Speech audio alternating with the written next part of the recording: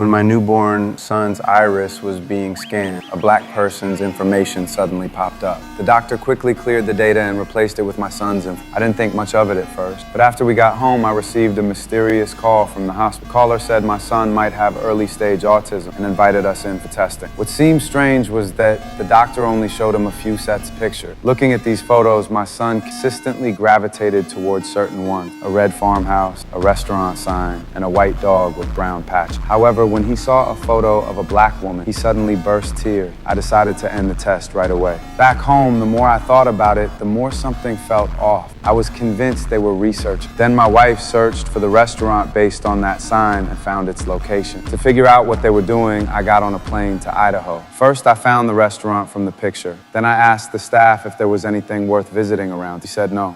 Let's you fancy visiting some cows down at the dairy farm. There's a dairy farm.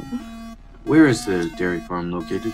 Take a left, about 2 miles down the road. While searching for a cattle farm, I got held up by a herd of cows crossing the road. The girl herding them asked me to wait a moment.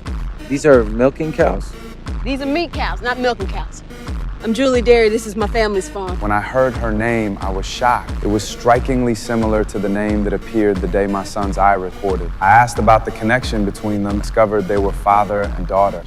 Is he here?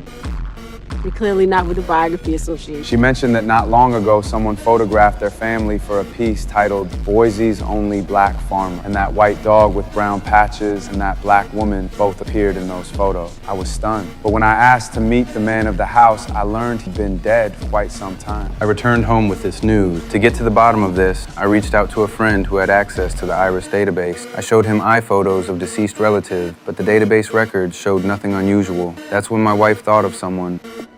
Sophie.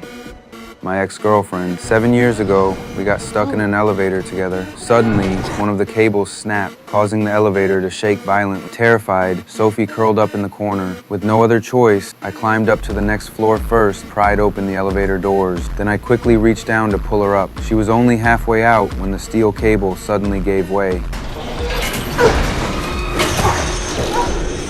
Yet Sophie became extremely weak. That's when I realized in horror, Sophie in my arms was only half there. Sophie? Sophie? Sophie? Sophie? Sophie?